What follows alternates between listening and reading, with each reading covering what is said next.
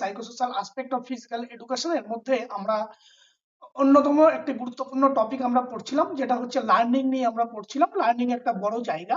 এর আগের দিন আমরা জাস্ট লার্নিং কি, তার লস গুলো কি এবং তার অ্যাপ্লিকেশন গুলো কোথায় কোথায় আছে, কিভাবে হয়, সেগুলো আমরা পড়েছিলাম। আজকে আমরা মূলত যে জায়গাটা পড়বো, যে theories of learning and application in the field of physical education and sports.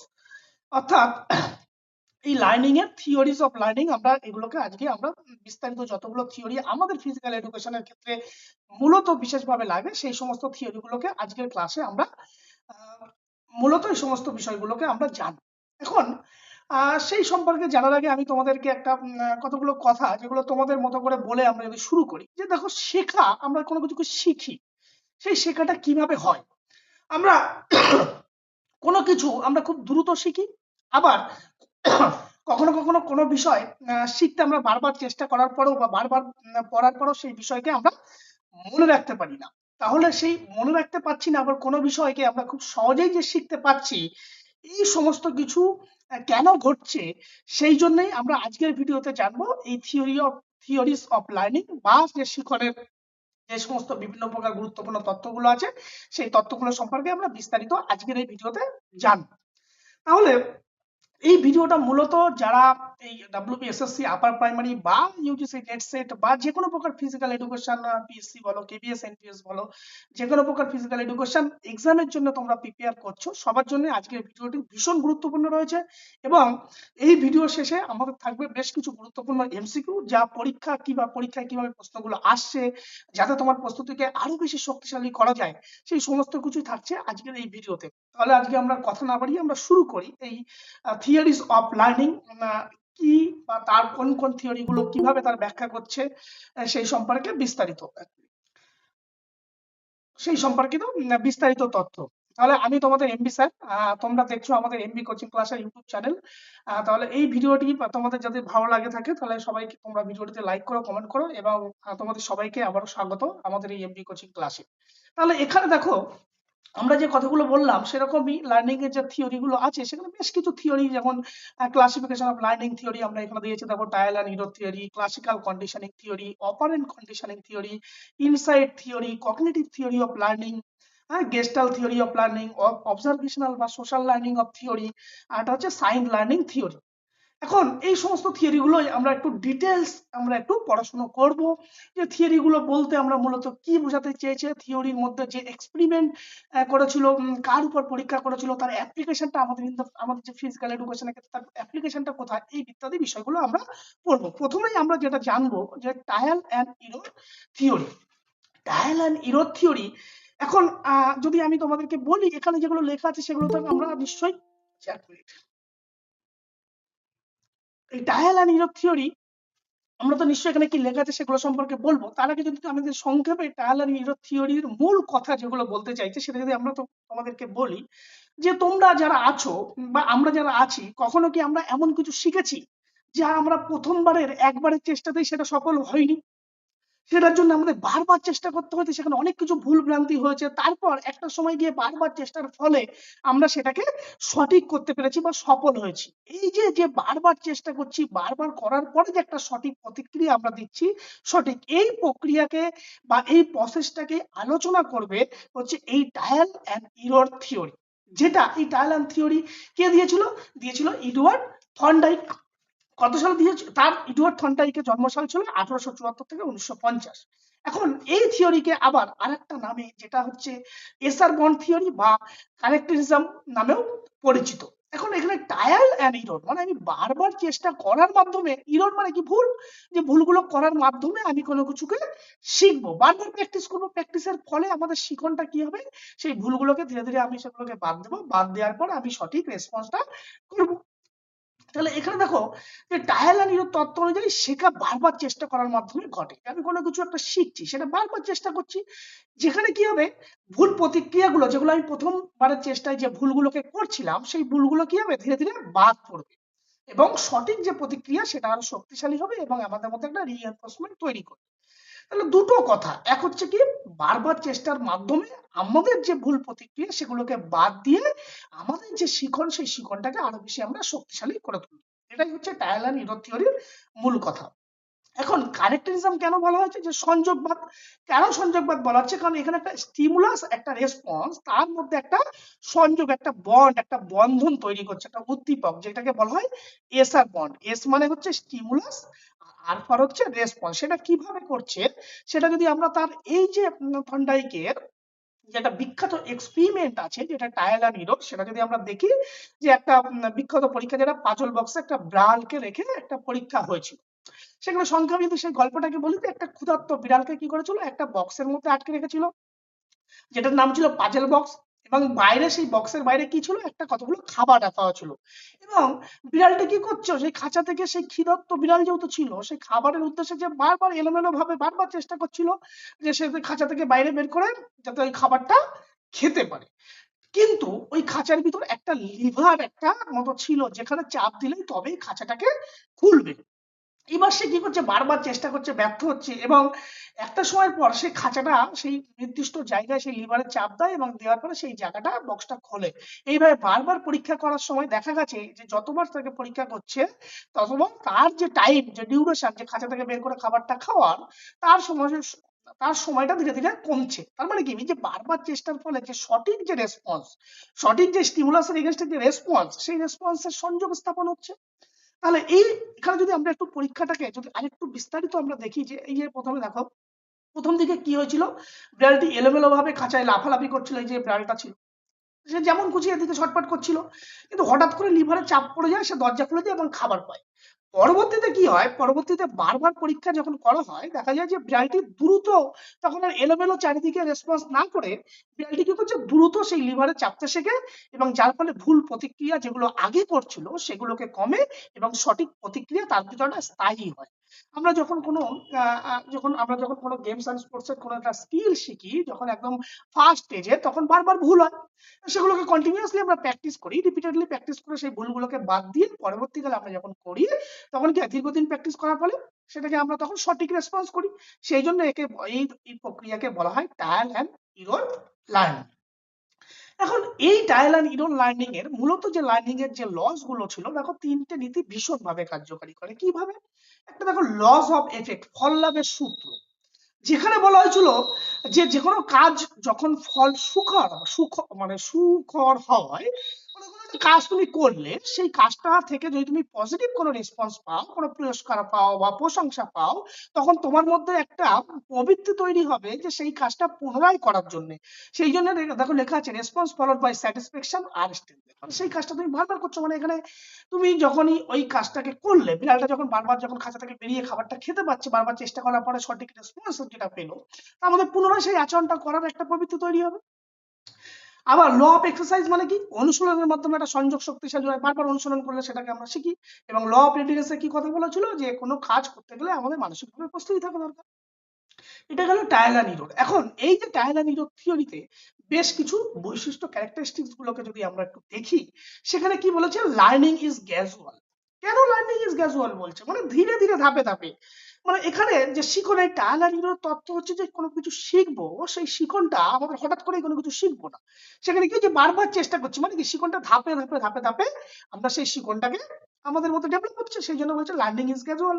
এখানে বলছে elimination of wrong response. Yes, trial and error মানে কি, ধীরে ধীরে যতবার আমি প্র্যাকটিস করছি, আমার ভিতর যে ভুল যে প্রতিক্রিয়াগুলো ছিল, সেগুলো ধীরে ধীরে বাদ পড়ছে। সেই জন্য বলছে এলিমিনেশন অফ রং রেসপন্স। আর স্ট্রেনথেন অফ কারেক্ট রেসপন্স। এখানে কি বলেছে, যখন আমরা কারেক্ট কোনো রেসপন্স করব, তার মাধ্যমে কি হবে, যখন আমাদের সেই রেসপন্সের ফলে যখন আমি সেই খাবারটা খাচ্ছি, মানে কি আমি সন্তুষ্ট বোধ করছি, তাহলে আমার মধ্যে সেই আচরণটা করার একটা প্রবণতা বারবার তৈরি হবে। আর কি হচ্ছে, based on stimulus and response, মানে ওই যে এসআর বন্ড থিওরি যেটাকে বলছিলাম, সেখানে কি বলছে, এস মানে কি স্টিমুলাস, এখানে হচ্ছে উদ্দীপক, আর রেসপন্স, এই দুটো দেখো, স্টিমুলাস কি আর এই রেসপন্স, তার মধ্যে কি একটা প্রতিক্রিয়া, একটা সম্পর্ক তৈরি হচ্ছে। সেই জন্য একে বলছে এসআর বন্ড থিওরি। আর এখানে বলছে learning depends on practice. Yes, without practice trial and error, trial কথার অর্থ হচ্ছে তোমাকে যত প্র্যাকটিস করে তত পারফেকশন হবে লার্নিং।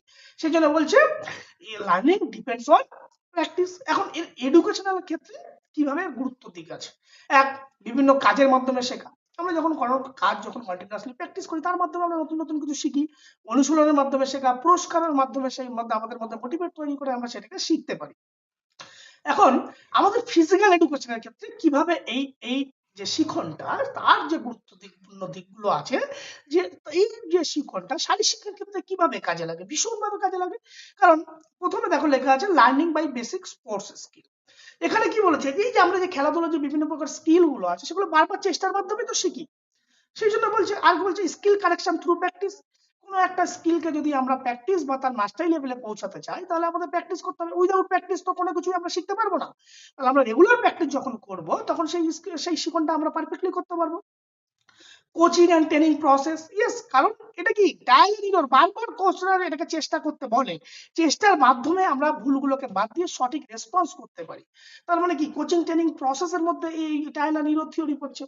আর কি করছে, formation of motor habits, yes, আমাদের মধ্যে একটা শক্তি বৃদ্ধি এবং পুনরাবৃত্তি যে মোটর অভ্যাস তৈরি করার একটা প্রবণতা আমাদের মধ্যে তৈরি হয়। আর একটা কি ফিডব্যাক এন্ড রিএনফোর্সমেন্ট, ইয়েস, ইতিবাচক প্রতিক্রিয়া, মানে সঠিক যদি আমি প্রতিক্রিয়া দেওয়া হয়, তাহলে আমাদের কোনো কাজের প্রতি তার মনোনিবেশ বা সেই কাজটা অনেক বেশি শক্তিশালী হয়। এই হচ্ছে মূলত আমাদের এই যে অ্যাপ্লিকেশন গুলো ট্রায়াল এন্ড এরর থিওরিতে। এখন এই লিমিটেশন কোথায়, এটা তো একটা সীমাবদ্ধতা আছে।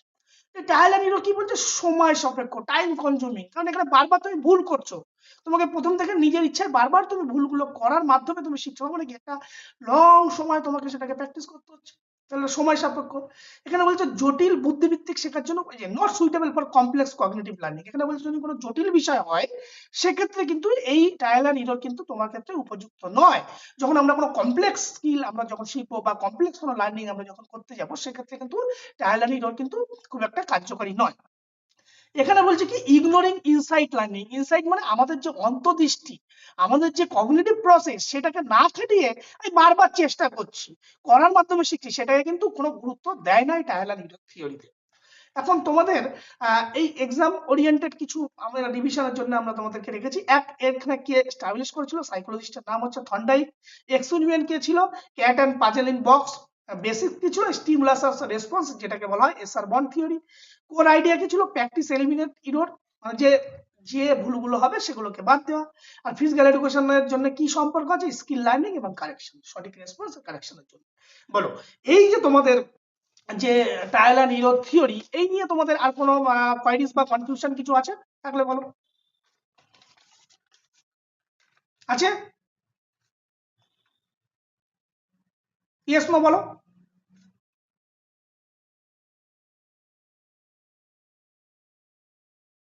কেউ তো একজন রেসপন্স করবে।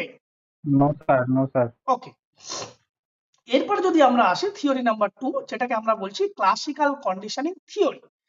এখন এই যে ক্লাসিক্যাল কন্ডিশনিং থিওরি, তার মূল কথা হচ্ছে এই যে আমরা যখন কোনো কিছু কাজ করি, আমরা কি কখনো লক্ষ্য করেছি যে হঠাৎ করে যখন আমরা কোনো কিছু খাবারের কথা শুনি বা হঠাৎ করে যখন আমরা রাস্তার পাশ দিয়ে কোনো খাবারের গন্ধ পাই, তখন হঠাৎ করেই আমাদের মুখে জিভেতে কোনো কোনো জল চলে আসে।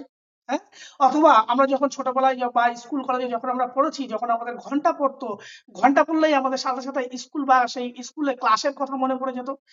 এই ব্যাপারগুলো কেন ঘটে, এই বিষয়টা কেন ঘটছে, সেই বিষয়টা কেন ঘটছে সেটাই ব্যাখ্যা করছে হচ্ছে এই ক্লাসিক্যাল কন্ডিশনিং থিওরি। এটা কি আমাদের প্রত্যেকের জীবনে আমরা ফিল করি, অনেক সময় যে খাবারটা আমরা পছন্দ করি বা যে খাবারটা আমরা খাই, সেই খাবারটা অনেক সময় গল্প শুনলে বা গন্ধ শুনলে অনেক সময় কি হয়, আমাদের জিভে অনেক সময় জল চলে আসে। মানে এখানে কি একটা কন্ডিশনিং, একটা কন্ডিশন দেওয়া হয়েছে, তার উপরে আমাদের কিছু কি হচ্ছে, কিছু রেসপন্স হচ্ছে।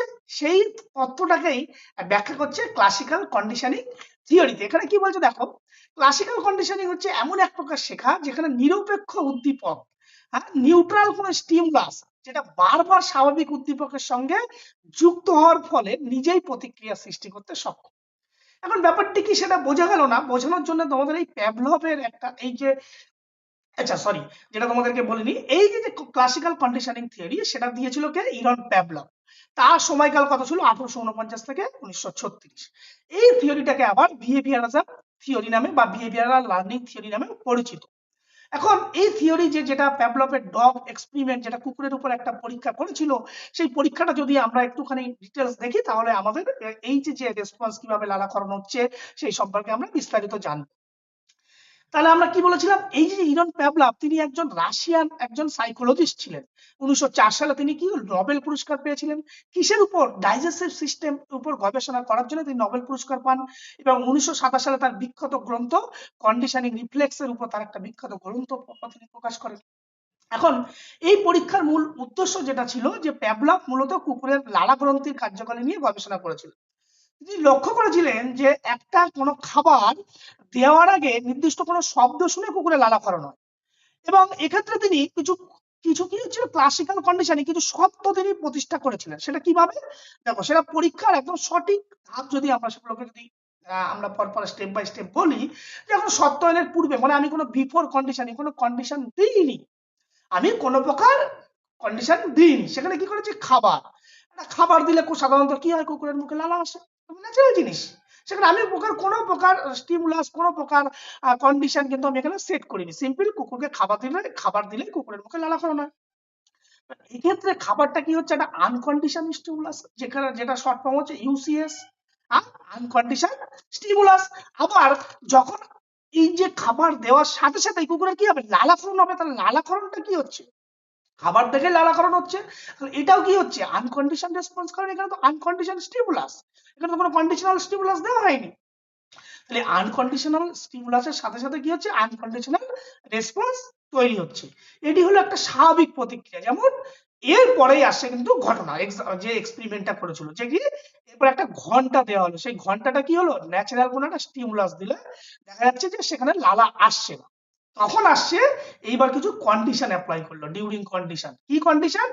যে যখন আমরা ঘন্টা বাজাবো কুকুরকে, সেই একটা নির্দিষ্ট সময় ঘন্টা বাজানোর সাথে সাথে আমরা তাকে খাবার একসাথে দেওয়া হবে, খাবার দেওয়ার সাথে সাথে সেখানে ঘন্টা বাজাবো, কয়েকদিন এইভাবে আমরা তাকে কন্টিনিউ পুনরাবৃত্তি বা প্র্যাকটিস করবো, এবং এই যে ঘন্টার শব্দ এবং খাবারের মধ্যে একটা সংযোগ তৈরি হবে, অ্যাসোসিয়েশন, দীর্ঘদিন প্র্যাকটিস করছি, রিপিটেডলি এই কাজটা করে যাচ্ছি, এবং যখন এই সত্যটাকে আমরা তুলে দেব মানে আফটার কন্ডিশনিং, তখন দেখা যাবে যে শুধু যখন আমরা ঘন্টা বাজাবো, অটোমেটিক্যালি এর আগে কি করেছিলাম, ঘন্টা বাজিয়ে খাবার দিতাম, তখন দেখলাম শুধু ঘন্টা বাজালেই কুকুরের মুখে তখন লালা আসবে।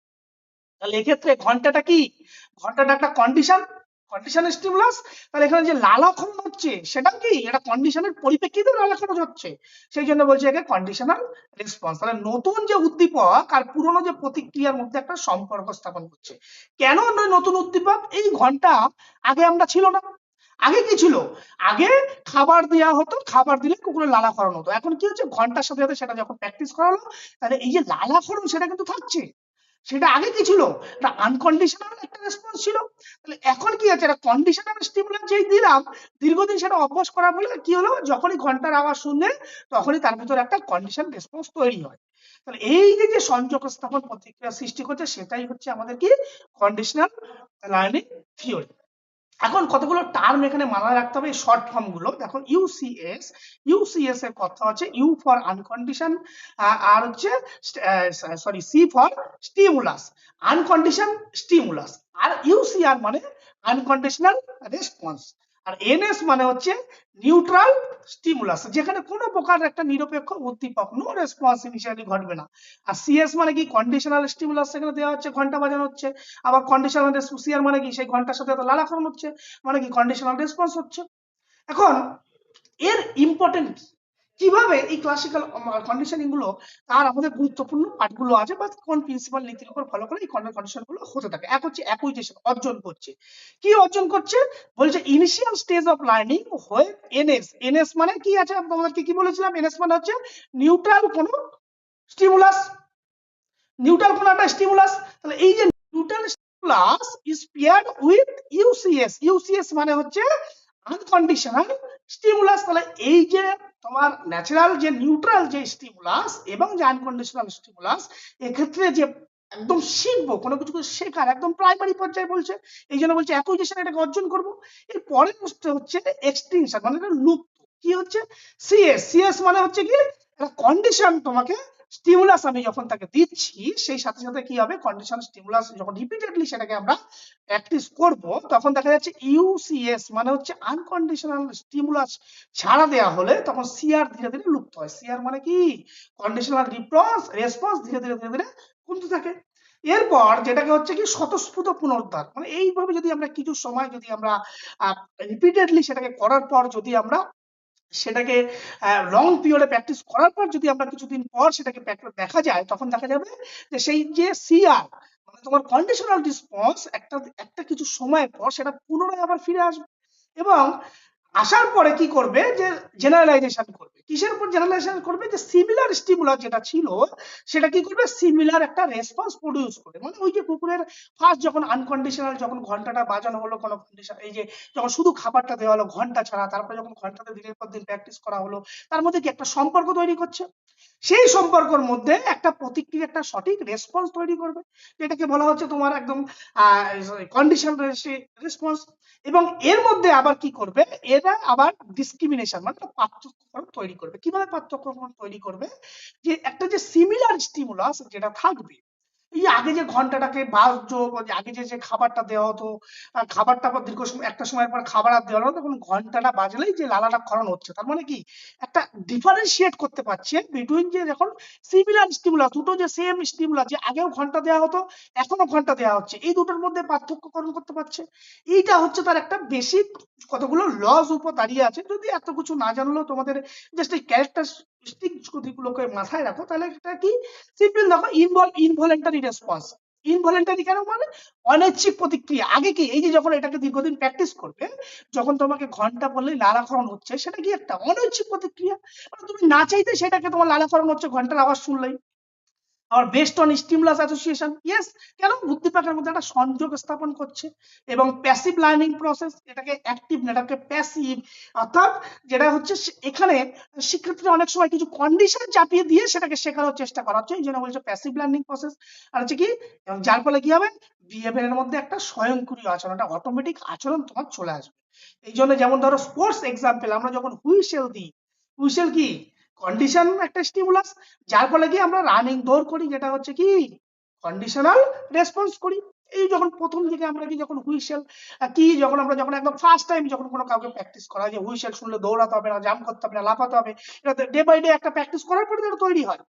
সেই জন্য বলছে যে ইনিশিয়ালি মানে একদম প্রাইমারি অবস্থায় হুইসেল কি ছিল, ইজ ন্যাচারাল, সরি নিউট্রাল। তারপরে কি হচ্ছে, after repeatedly pairing with the running drill, যখন রিপিটেডলি রানিং ডিল আমরা প্র্যাকটিস করব, তখন কি করবো, হুইসেল বাজলাই ট্রিগার ফ্রম অ্যাকশন, আমরা অ্যাকশন মানে কি এই যে রানিং ডিলটাকে প্র্যাকটিস করব।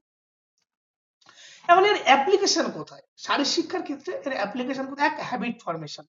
হ্যাবিট ফরমেশন মানে কি, মানে বারবার সংকেত এবং সংকেতের সাথে একটা কাজের মাধ্যমে কি হয়, একটা নিজেদের মধ্যে একটা যে পরবর্তীকালে সেই সংকেতটা পেলে আমরা সেই কাজ করার একটা স্বাভাবিক প্রতিক্রিয়া আমাদের মধ্যে তৈরি হয়। সেই জন্য আমরা বলছি কি হ্যাবিট ফরমেশন তৈরি হয় আমাদের মধ্যে একটা। আর হচ্ছে কি emotional conditioning. Yes, emotional conditioning মানে কি, এই যে আমরা যখন বিভিন্ন প্রকার খেলা দেখি, হ্যাঁ, সেই খেলার সময় কি হয়, খেলোয়াড়ের নির্দিষ্ট স্টেডিয়াম বলো বা সঙ্গীত বলো বা পেশাগত কোনো উত্তেজনা, সেগুলো কি হয় আমাদের মধ্যে একটা উদ্বেগ তৈরি করে, একটা ইমোশন তৈরি করে। আবার ফিয়ার রিডাকশন, ভয় নিয়ন্ত্রণ করতে সাহায্য করে। কারণ কি, ভয় মানে কি, আগে কেন ঘন্টাটা বাজছে সেটার সাথে আমি তো ধীরে ধীরে পরিচয় হচ্ছে, হুইসেলটা কেন দেওয়া হচ্ছে, কি কারণে এই হুইসেলটা, একবার হুইসেল দিলে কি করতে হবে, দুবার হুইসেল দিলে কি করতে হবে, তার সাথে আমি ধীরে ধীরে পরিচয় হচ্ছি। তার মানে যে আমার মধ্যে যদি সেই আনকন্ডিশন যে স্টিমুলাস, সেটার প্রতি যে তার যে স্বভাব চরিত্র, সেটা আমি যখন জানতে পারবো, তখন আমার মধ্যে কি হবে, আমার মধ্যে যে ভয় ভীতিগুলো থাকবে সেগুলো আমি নিয়ন্ত্রণ করতে সাহায্য করবে। কোচিং সিগন্যাল, ইয়েস, যে কোনো প্রকার নির্দিষ্ট সংকেত সম্পর্কে তার সঠিক প্রতিক্রিয়া আমরা দিতে পারবো। কারণ স্পোর্টসে তো বিভিন্ন প্রকার সিগন্যাল থাকে, সেই সিগন্যালগুলোর সঙ্গে যখন আমরা পরিচিত হব, তখন তার প্রতি আমরা সঠিক রেসপন্স দিতে পারবো। এই জন্য বলছে কেন, whistle sound start running crowd noise emotional arousal. এখন এই এডুকেশনাল গুরুত্ব কোথায়? Useful for behaviour modification. আমরা যদি আমাদের আচরণকে পরিবর্তন করতে চাই, তাহলে কিন্তু এটা ভীষণভাবে গুরুত্বপূর্ণ। আর কি হচ্ছে, ডেভেলপ ডিসিপ্লিন, আমাদের মধ্যে একটা ডিসিপ্লিন শৃঙ্খলা তৈরি করতে সাহায্য করে। আর কি করে, বিল্ড রুটিন হ্যাবিটস, আমাদের নিয়মিত কোনো একটা কাজের প্রতি আমাদের অভ্যাস তৈরি করে। কিন্তু এর লিমিটেশন গুলো কোথায়, ব্যারিয়ার গুলো কোথায়, বাধাগুলো কোথায়? বাধাগুলো যেমন এখানে কি বলছে, এক্সপ্লেন অনলি সিম্পল বিহেভিয়ার, এখানে কোনো জটিল কোনো ব্যাখ্যা এখানে কিন্তু দিতে পারিনি প্যাভলভ, একটা সিম্পল কতগুলো ব্যাখ্যা দিয়েছে। Does not explain voluntary learning, এখানে কি বলেছে, স্বেচ্ছা কিন্তু আচরণ কিন্তু কখনোই এই ব্যাখ্যার মাধ্যমে আমরা পাইনি। এখানে বলেছে কি ইনভলেন্টারি ইন নেচার। আর ইগনোর কগনিটিভ প্রসেস, এক্ষেত্রেও কগনিটিভ প্রসেসের কিন্তু কোনো প্রকার বালাই নেই, কারণ এখানে জ্ঞানমূলক ভাবনা চিন্তার কোনো গুরুত্ব নেই। আমি একটা কন্ডিশন তোমাকে দিয়ে দিলাম, তুমি তার এগেইনস্টে রেসপন্স করছো। এই হচ্ছে ক্লাসিক্যাল কন্ডিশনিং থিওরি। এরপরে যদি আসি আমরা আরেকটা হচ্ছে অপারেন্ট কন্ডিশনিং থিওরি, যেটা দিয়েছিল বিএফ স্কিনার। এখন অপারেন্ট কন্ডিশনিং থিওরি যদি আমরা দেখতে চাই, তাহলে আমরা যদি একটু অন্যভাবে বলি, যে আমরা যখন কোনো কাজ করি, আমরা কি নিজেদের মধ্যে কখনো লক্ষ্য করেছি যে আমরা যদি যখন কোনো ভালো কাজ করি, সেই ভালো কাজের যদি আমরা কোথাও কোনো প্রশংসা বা কোনো পুরস্কার পাই, তাহলে আমাদের মধ্যে ন্যাচারালি সেই কাজটা বারবার করার একটা ইচ্ছা বা প্রবণতা আমাদের মধ্যে তৈরি হয়। আবার আমরা যদি কখনো কোনো ভুল করি, সেই ভুলের ফলে যদি আমরা কখনো শাস্তি পাই, তাহলে পুনরায় আমাদের সেই ভুল করার প্রবণতা কিন্তু আমাদের মধ্যে কমতে থাকে। সেটাকেই বলা হচ্ছে তোমার কি অপারেন্ট কন্ডিশনিং থিওরি, যেটা বিএফ স্কিনার দিয়েছিল, বা একে অনেক এই বেসড অন কি বিহেভিয়ারিজম, আমাদের বিহেভিয়ারের উপর বেস্ট করে এই থিওরিটাকে এস্টাবলিশ করেছিল। এখানে এই থিওরিটাকে আমরা অনেকটা এই বিএফ স্কিনার এটাকে রিএনফোর্সমেন্ট, আমাদের মধ্যে যে শক্তিকে পুনরুদ্ধার একটা কন্ডিশনিং, তার উপরকে আমরা শক্তিকে পুনরুদ্ধার করব। কিভাবে করব দেখো, অপারেন্ট কন্ডিশনিং হলো এমন একটি শেখার প্রক্রিয়া যেখানে তার ফলাফল দ্বারা নিয়ন্ত্রিত হয়। মানে কি ধরনের আচরণ করছি তার ফলাফলের উপর নির্ভর করছে। যে সমস্ত আচরণ করব, মানে যদি আমি কোনো পজিটিভ আচরণ করে প্রশংসা পেলাম, পুরস্কার পেলাম, তাহলে কি হবে? সেই আচরণের পুনরাবৃত্তি হবে, মানে রিএনফোর্স হবে। আবার যদি আমরা আচরণের পর যদি কোনো শাস্তি পাই, পানিশমেন্ট পাই, তাহলে সেই ধরনের আচরণ কি হবে? আর আমাদের দ্বিতীয়বার পুনরাবৃত্তি হওয়ার কোনো সম্ভাবনা থাকবে না। সেই জন্য একে অনেক সময় রিএনফোর্সমেন্ট থিওরি অনেক সময় বলা হয়। এই জন্য এটা কি করে? শক্তি বৃদ্ধি ও শাস্তির মাধ্যমে শেখা। শক্তি বৃদ্ধি মানে রিএনফোর্স করছে। কিভাবে করছে সেগুলো আমরা জানবো। তার মূল দুটো কনসেপ্ট, একটা হচ্ছে তোমার অপারেন্ট বিহেভিয়ার, যেটা পরিবেশের প্রভাব ফেলে এমন কোনো আচরণ, আর একটা হচ্ছে তোমার রিএনফোর্সমেন্ট, যেগুলো আচরণের পুনরাবৃত্তি ঘটায়। এখন কিভাবে ঘটাচ্ছে তার একটা ফেমাস এক্সাম্পল আছে। সেই এক্সাম্পল যদি আমরা একটু দেখতে চাই, তাহলে আমরা এই ক্লাসিক্যাল কন্ডিশনিং অপারেন্ট কন্ডিশনিং থিওরিটাকে আমরা একটু বুঝতে সুবিধা হবে। কিভাবে এক্সপেরিমেন্ট করছে? এখানে যে এক্সপেরিমেন্টটা করেছিল Skinner box experiment, Skinner box experiment তার নাম। এখানে কি ছিল? স্কিনারকে কি করেছিল? স্কিনার একটা ইঁদুরকে একটা বক্সের মধ্যে তিনি বদ্ধ করেছিল, যেই বক্সের মধ্যে একটা লিভার ছিল, এবং সেখানে লিভারকে চাপলেই শুধুমাত্র খাবার পাওয়া যেত। যার ফলে কি হলো? ইঁদুর বারবার সেখানে চেষ্টা করে একটা সময় যখন লিভারে যখন চাপতে শেখে, তখন সে খাবার পায়। এখন এখানে স্কিনার কি করেছিল, যে দুটো এই যে লিভার রেখেছিল, সেই সাথে সেখানে আরো সুইচ ছিল, যেখানে কি করছিল, যে অন্য কখনো বৈদ্যুতিক শক দেওয়ার ব্যবস্থাও সেখানে ছিল। মানে কি? এই যে পানিশমেন্ট, একটা হচ্ছে রিএসমেন্ট, ভুল আচরণে পানিশমেন্ট দিচ্ছে, শাস্তি দিচ্ছে। আবার যখন সঠিক আচরণ করছে, তখন তাকে কি করছে? পজিটিভ হচ্ছে, খাবার দিচ্ছে। তার মানে কি? দু ধরনের আচরণ দেখো। ভুল আচরণ করার সাথে সাথে তুমি সেখানে একটা পানিশমেন্ট পাচ্ছ, শাস্তি পাচ্ছ। আবার যদি তুমি সঠিক আচরণ করো, তাহলে সেখান থেকে তুমি একটা ওই যে পুরস্কার বা প্রশংসা, মানে খাবার পাচ্ছি, পজিটিভ কিছু পাচ্ছি। তাহলে এখানে পরীক্ষা যদি এক্সপেরিমেন্ট গুলো আমরা একটু ডিটেলস আমরা এক্সপেরিমেন্ট গুলোকে একটু দেখি, যে একটা ক্ষুধার্ত ইঁদুরকে একটা স্কিনার বক্সে রাখা হয়। প্রথমে ইঁদুর এলোমেলো ভাবে সেখানে জায়গাটায় ঘোরাফেরা করেছিল, এবং তার আচরণ দেখো, ভুলবশত যদি লিভারে চাপলে খাবার বের হয়। আবার খাবার পেয়ে কি হয়? যখনই খাবার পায়, ইঁদুর সেটা সন্তুষ্ট হচ্ছে। আবার এখানে শেখার প্রক্রিয়া দেখো, বারবার লিভারে চাপলে খাবার পায়। ইঁদুর দ্রুত লিভারে চাপতে শেখে, কারণ সে জানে আমি যদি এখানে চাপি, তাহলে বারবার আমাদের এই যে সঠিক আচরণ করলে পুরস্কার বা প্রশংসা পেলে সেই কাজের আচরণের পুনরাবৃত্তি, মানে বারবার সেখানে সেই কাজটা করছি। এর ফলে কি হচ্ছে? দেখো, লার্নিং বাই কনসিকুয়েন্সলি, মানে সেই কাজটাকে বারবার পুনরায় আচরণ করছে। আবার রিএনফোর্সমেন্ট কথার অর্থ হচ্ছে রিএনফোর্স করছে। সেটা দুভাবে হতে পারে। একটা হচ্ছে তোমার পজিটিভ রিএনফোর্সমেন্ট, একটা হচ্ছে নেগেটিভ রিএনফোর্সমেন্ট। পজিটিভ রিএনফোর্সমেন্ট বলতে যখন কোনো সুখবর বা পজিটিভ কোনো অ্যাটিটিউড, যে খাবারটা পাওয়ার ফলে কি হবে? তার মধ্যে একটা আচরণ বৃদ্ধি পাচ্ছে সেই কাজটা পুনরায় করার জন্য। আবার নেগেটিভ রিএনফোর্স মানে কি? যেমন ধরো উদ্দীপককে সরিয়ে নেওয়া, মানে কি? যে কাজটা, যেমন ধরো এই যে যেখানে ভুল যদি কোনো লিভারে চাপ দেয়, সে সেখান থেকে ইলেকট্রিক শক পাচ্ছে, মানে সেই আচরণটা সে বারবার কি করছে? সেই যে ভুল আচরণটা করার প্রবণতা তার মধ্যে কমবে, কারণ সেখান থেকে পানিশমেন্ট পাচ্ছে। এখন এই পানিশমেন্টটা কেন দেওয়া হয়েছিল? তার আচরণ কমানোর জন্য।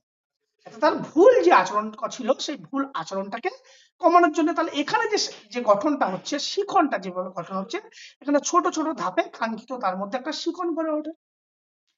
এখন এই যে রিএনফোর্সমেন্টের যে টাইপ গুলো বললাম, সেটা যদি আমরা আরেকটু ডিটেলসে দেখি, পজিটিভ রিএনফোর্সমেন্ট মানে সেটা হচ্ছে রিওয়ার্ড বা পুরস্কার, কোনো মেডেল কেন করব, তার ভিতর সেই আচরণের পুনরাবৃত্তি ঘটানোর জন্য। আবার নেগেটিভ রিএনফোর্সমেন্ট বলবো, তাহলে কি করব? সেখান থেকে রিমুভ করব। কি রিমুভ করব? তার যে খারাপ আচরণগুলোর জন্য রিমুভ করব, যাতে যার অপ্রীতিকর যে কোনো ঘটনা বা যার অস্বাভাবিক কোনো আচরণ, যে আচরণটা তার শিখনের ক্ষেত্রে প্রভাব ফেলতে পারে, সেই সমস্ত আচরণগুলোকে কি করব? যাতে সে বন্ধ করতে পারে। তাহলে এই যে যার ফলে সে ভালো আচরণ বা সঠিক আচরণ বারবার করার চেষ্টা পরিণত হতে পারে, সেই জন্য কে বলছে নেগেটিভ রিএনফোর্সমেন্ট। আবার এই নেগেটিভ রিইনফোর্সমেন্ট করতে গিয়ে আমরা পানিশমেন্ট কথাটা বলেছি। পানিশমেন্ট কি করছে, দু ধরনের পানিশমেন্ট হতে পারে। একটা হচ্ছে পজিটিভ পানিশমেন্ট, একটা হচ্ছে নেগেটিভ পানিশমেন্ট। পজিটিভ পানিশমেন্ট মানে কি, যে একটা তার কিছু খারাপ আচরণ করলো, আর তখন তাকে কি বলা হতো, কিছু এমন কাজ যেটা পছন্দ না। ধরো তোমাদের একটা ক্লাসে, ধরো তোমাদের হোমওয়ার্ক করে নিয়ে আসার কথা, তোমরা ধরো কেউ হোমওয়ার্ক করলে না, তখন আমরা কি বললাম, তাহলে চলো আজকে ক্লাসে বসে তোমাদের তাহলে এই হোমওয়ার্কটা, অন্যদের যদি 10 পাতা হয় তোমরা তাহলে 20 পাতায় হোমওয়ার্কটা করে নিয়ে আসো। তার মানে কি, এখানে পজিটিভ শাস্তি দেওয়া হচ্ছে, মানে সেই কাজ যদি 20 পাতা সে লেখে তার মধ্যে তো ইমপ্রুভমেন্ট হবে, পজিটিভ অ্যাটিটিউড তৈরি করার জন্য। আবার নেগেটিভ পানিশমেন্ট কখন দেব, যখন তার পছন্দের কিছুকে আমরা যখন তার কাছ থেকে সরিয়ে নেব, তখন তাকে আমরা নেগেটিভ পানিশমেন্ট বলবো। এখন এই রিএনফোর্সমেন্ট শিডিউল বা শক্তি বৃদ্ধিকারীর সময়টা কেমন, তার যদি ডিউরেশনটা দেখি, এখানে দেখো এটা হচ্ছে কন্টিনিউয়াস রিএনফোর্সমেন্ট, মানে এভরি কারেক্ট রেসপন্স হলে তাকে একটা পজিটিভ ফিডব্যাক বা রিওয়ার্ড তাকে দিতে হবে, মানে ধারাবাহিকভাবে কন্টিনিউয়াসলি সেটাকে রিএনফোর্সমেন্ট করা। আর একটা হচ্ছে পার্শিয়াল রিএনফোর্সমেন্ট, পার্শিয়াল মানে অকেশনালি তার মধ্যে তাকে মাঝে মাঝে পুরস্কার দেওয়া, মাঝে মাঝে প্রশংসা করা ইত্যাদি। এখন এই যে টাইপস অফ আর পার্শিয়াল যে শিডিউল, এই যে পার্শিয়াল যে রিএনফোর্সমেন্ট তার একটা শিডিউল আছে, সেটা কি, একটা হচ্ছে ফিক্সড রেশিও একটা তৈরি করা, যে আমরা 10 দিন বাদে, 3 দিন বাদে, 2 দিন বাদে এরকম একটা রেশিও, বা তুমি 10 বারের মধ্যে 10 বারই যদি সঠিক কাজ করো তাহলে তুমি প্রশংসা হবে। আবার কি হচ্ছে, এটা ভেরিয়েবল একটা রেশিও, বা ফিক্সড একটা ইন্টারভাল করে দেওয়া, বা ভেরিয়েবল ইন্টারভাল। এগুলো কি, এগুলো হচ্ছে শক্তি বৃদ্ধি করার একটা উপায়, একটা পদ্ধতি, যে তোমার মধ্যে একটা পজিটিভ অ্যাটিটিউড যাতে ফিরে আসে। এখন দুটো জিনিস, এই যে রিএনফোর্সমেন্ট এন্ড পানিশমেন্ট, এই দুটোর মধ্যে ডিফারেন্সটা কোথায়? রিএনফোর্সমেন্ট কথার অর্থ হচ্ছে আমাদের মধ্যে ইনক্রিজ বিহেভিয়ার, আমাদের মধ্যে বিহেভিয়ার মানে আমাদের যে আচার আচরণ সেটাকে বৃদ্ধি করবে। পানিশমেন্ট মানে কথার অর্থ হচ্ছে ডিক্রিজ বিহেভিয়ার। কি ধরনের বিহেভিয়ার? যে বিহেভিয়ার গুলো তোমার লার্নিং এর ক্ষেত্রে বাধা প্রদান করবে, সেই ধরনের বিহেভিয়ার, খারাপ আচরণ, সেগুলোকে বাধা প্রদান করবে। আর কি করবে, রিএনফোর্সমেন্ট কি করছে, স্ট্রেনথেন রেসপন্স, যে রেসপন্স করছো তুমি, মানে সঠিক আচরণ বারবার করার পুনরাবৃত্তি তৈরি হবে। এক্ষেত্রে উইকনেস অফ রেসপন্স, প্রতিক্রিয়াকে দুর্বল করে, খারাপ আচরণগুলোকে তুমি সেগুলোকে বাদ দিচ্ছ। এখন এর অ্যাপ্লিকেশন গুলো কোথায়, কিভাবে এটাকে শারীরশিক্ষা বা গেমস এন্ড স্পোর্টস এ অ্যাপ্লিকেশন করবে? এক, রিওয়ার্ডিং দ্য গুড পারফরমেন্স, যখন আমরা কোনো ভালো পারফরমেন্স করবে তখন খেলা প্রশংসা করলে তাকে তাকে পারফরমেন্স দেওয়া হবে। আবার স্কিল লার্নিং, সঠিক যদি সে স্কিল শিখতে পারে তার জন্য তাকে প্রশংসা করা হবে। ফিটনেস ট্রেনিং, যদি তোমার ফিটনেস উন্নত হলে তার অনুশীলনের মাত্রা ধীরে ধীরে ধীরে ধীরে কমাতে হবে। আবার বিহেভিয়ার ম্যানেজমেন্ট, যদি ক্লাসের মধ্যে ডিসিপ্লিন শৃঙ্খলা বজায় রাখে, তার মধ্যে একটা রিএনফোর্সমেন্ট, তাকে পজিটিভ কোনো যদি তাকে প্রশংসা করা হয় তার ভিতরে একটা পজিটিভ অ্যাটিটিউড তৈরি হয়। এর ফলে কি হবে, আমাদের মধ্যে একটা হ্যাবিট ফরমেশন, নিয়মিত এটা অভ্যাস করার ফলে আমাদের মধ্যে একটা অভ্যাস, একটা নিয়মিত একটা শক্তি বৃদ্ধি, একটা শৃঙ্খলা আমাদের মধ্যে গড়ে উঠবে। এখন এই এডুকেশনাল ইমপ্লিকেশন কোথায়? এডুকেশনাল ইমপ্লিকেশন দেখো, বিহেভিয়ার মডিফিকেশন হয়, মোটিভেশন এনহান্সমেন্ট করে, স্কিল অ্যাকুইজিশন হয়, কোচিং এফেক্টিভস হয়, পারফরমেন্স ইমপ্রুভমেন্ট ইত্যাদি ইত্যাদি বিষয়গুলো হয়ে থাকে। এখন এই যে ক্লাসিক্যাল কন্ডিশনিং আর এই যে অপারেন্ট কন্ডিশনিং, আমরা যে দুটোকে আমরা বললাম, সেই দুটোর মধ্যে যদি আমরা একটু বেসিক ডিফারেন্সটা দেখে নিই, যে মূলত পার্থক্যটা কোথায়। মূলত পার্থক্যটা তোমরা এখানে দেখো, আমি এখানে একটা ফাউন্ডার, ক্লাসিক্যাল কন্ডিশনিং থিওরি কে দিয়েছিল? Ivan Pavlov. আর অপারেন্ট কন্ডিশনিং কে দিয়েছিল? BF Skinner. মেজর পাবলিকেশন কি ছিল? কন্ডিশনাল রিফ্লেক্স, মানে এই যে ইভান প্যাভলভ কি পাবলিকেশন করেছিল, বিএফ স্কিনার কি করেছিল? বিহেভিয়ারাল অফ অর্গানিজম, যেটা 1938 এ করেছিল। নেচার অফ লার্নিং, শেখা কি ধরনের প্রকৃতি ছিল? একটা ছিল দুটি উদ্দীপকের মধ্যে সংযোগ, যে learning association between two stimuli, দুটো স্টিমুলাসের মধ্যে একটা সংযোগ ওখানে করেছিল, কন্ডিশন আর আনকন্ডিশনাল স্টিমুলাস, একটা সংযোগ স্থাপন করছে। এক্ষেত্রে কি করছে, আচরণের ফলাফলের মাধ্যমে তুমি কি ধরনের আচরণ করছো তার ফলাফলের উপর ভিত্তি করে তুমি কোনো কিছুকে শিখছো। এখানে টাইপস অফ বিহেভিয়ার, আচরণের ধমন কেমন ছিল? ইনভলেন্টারি, মানে অনৈচ্ছিক প্রতিক্রিয়া, এখানে কি ছিল? ভলেন্টারি বা গোল ডাইরেক্টেড বিহেভিয়ার করছো। সিকোয়েন্স কি ছিল? স্টিমুলাস তার এগেইনস্ট রেসপন্স। আর এই ক্ষেত্রে আগেই কি আছে, বিহেভিয়ার মানে ফলাফল দেখে, মানে বিহেভিয়ার তার একটা কনসিকুয়েন্সের উপর নির্ভর করে তুমি কোনো কিছুকে লার্নিং শিখছো। রোল অফ অর্গানিজম, এখানে ভূমিকা কি ছিল? প্যাসিভ, তোমাকে এখানে প্যাসিভ ভাবে নিষ্ক্রিয়, এই ক্ষেত্রে কি করছে? অপারেন্ট কন্ডিশনিং এ অ্যাক্টিভ তোমার পার্টিসিপেশন ছিল। ফোকাস অন কন্ডিশনিং মূলত স্টিমুলাস, আর এটা বিহেভিয়ার মডিফিকেশন, তার কি কনসেপ্ট এগুলো যে আছে। রিএনফোর্সমেন্ট, এই যে রোল অফ রিএনফোর্সমেন্ট, তার কি ভূমিকা ছিল? রিএনফোর্সমেন্ট মূলত যেটা করছিল, দুটো স্টিমুলাসের মধ্যে একটা সংযোগ স্থাপন করে তার শিকন প্রক্রিয়াটাকে শক্তিশালী করার চেষ্টা করেছিল। এক্ষেত্রে কিসের উপর বেস করেছিল? তার যে আচরণ, বিহেভিয়ারের উপর বেস করে শিকন প্রক্রিয়াকে শক্তিশালী করার চেষ্টা করেছিল। পানিশমেন্ট ক্লাসিক্যাল কন্ডিশনিং এর ক্ষেত্রে নর্থ সেন্ট্রাল কোনো প্রকার পানিশমেন্ট এখানে ছিল না, এখানে আচরণ কমাতে মূলত এই পানিশমেন্ট গুলোকে ব্যবহার করা হয়। ফেমাস এক্সপেরিমেন্ট কে ছিল ডগ সালাইভেশন, কুকুরের লালাকরণ, আর এখানে কি ছিল Skinner box experiment. Type of response কি ছিল অটোমেটিক এবং ইমোশনাল, এখানে control. Example in sports, whistle দিলে তুমি দৌড়াবে, এখানে গুড পারফরমেন্স দিলে তোমাকে রিওয়ার্ড পুরস্কার দেওয়া হবে ইত্যাদি। এই হলো তোমার ক্লাসিক্যাল এবং অপারেন্ট কন্ডিশনিং এর মধ্যে মূলত মূল পার্থক্য। এছাড়া দেখো এগুলো আছে, এগুলো আর বলছি না। এরপরে যেটা আমাদের আরেকটা গুরুত্বপূর্ণ যেটা লার্নিং এর থিওরি, যেটাকে বলা হচ্ছে ইনসাইট থিওরি। এই ইনসাইট থিওরি বা এটাকে বলা হচ্ছে গেস্টাল্ট বা শেখার তত্ত্ব, আর যেটাকে আমরা বলে থাকি। এখন আমরা যদি বলি যে ইনসাইট থিওরিটা কি, আমাদের মধ্যে কি কখনো মনে হয়েছে যে আমরা অনেকক্ষণ ধরে কোনো একটা প্রবলেম, কোনো একটা কাজ, কোনো একটা কমপ্লেক্স কোনো জিনিস বা কোনো একটা সমস্যাকে সমাধান করার চেষ্টা করছি, দীর্ঘ সময় চেষ্টা করার পরে আমরা সেই সমস্যাটাকে সমাধান কোনোভাবেই করে উঠতে পারছি না। এইভাবে দীর্ঘক্ষণ হঠাৎ করে চিন্তা করার ফলে হঠাৎ করেই মাথার ভিতর একটা সেই সমস্যার সমাধান কিভাবে হবে সেটা আমাদের মাথার ভিতর চলে আসে। তাহলে এই যে হঠাৎ করেই যে মাথার ভিতর চলে এলো, সেই যে চলে আসাকেই বলছে ইনসাইট থিওরি অফ লার্নিং। তার মানে কি একটা কোনো একটা প্রবলেম, যে প্রবলেমটা দীর্ঘ সময় ধরে আমরা চেষ্টা করার ফলে সেটাকে সমাধান করতে পারছি না, এইভাবে করার পর একটা সময় হঠাৎ করে আমি সেটাকে আমাদের মাথায় যে চলে আসে সমস্যার সমাধানের যে উপায়, তাকে আমরা বলবো ইনসাইট লার্নিং থিওরি। এটার প্রবর্তক কে ছিলেন? এটার ছিল উলবার্ট কোহেলার। এখন বা এটা অ্যাসোসিয়েটেড উইথ গেস্টাল সাইকোলজিস্ট, মনোবিজ্ঞানী ছিল বা আদার সাইকোলজিস্টের নাম ছিল। এখানে কি বলেছে যে আমাদের যে বিভিন্ন প্রকার সমস্যা যে আছে, সেই সমস্যার মধ্যে কোনো একটা সম্পর্ক, সমস্যার মধ্যে হঠাৎ একটা সম্পর্ক বা হঠাৎ সমস্যার সঠিকভাবে বুঝে সেই সমস্যাটাকে সমাধান করার যে উপায়, সেই যে উপায় ঘটে, মানে সেই সমস্যাটা প্রবলেমটাকে যে হঠাৎ করেই সেই সমস্যাটাকে সমাধান করার যে প্রক্রিয়া, তাকেই আমরা কি বলবো ইনসাইট লার্নিং থিওরি। এই যে হঠাৎ সমস্যার সমাধান বুঝে শেখা, এটা কিন্তু ট্রায়াল এন্ড এররের মাধ্যমে হয় না, বারবার চেষ্টার মাধ্যমে না, কিন্তু হঠাৎ করেই ঘটছে, তখন আমরা তাকে বলবো ইনসাইট লার্নিং থিওরি। এখন ইনসাইট কথার অর্থ হচ্ছে কি সাডেন আন্ডারস্ট্যান্ডিং, হঠাৎ করে আমি সেই জিনিসটাকে বুঝে ফেলবো, অনেকক্ষণ ধরে বুঝতে পারছি না, হঠাৎ করেই সেটাকে বুঝতে পারবো। এটাকে বলা হয় আহা এক্সপিরিয়েন্স নামেও কিন্তু এটাকে বলা হয়। এখন এর জন্য একটা ফেমাস এক্সপেরিমেন্ট ছিল। ফেমাস এক্সপিরিয়েন্স কি?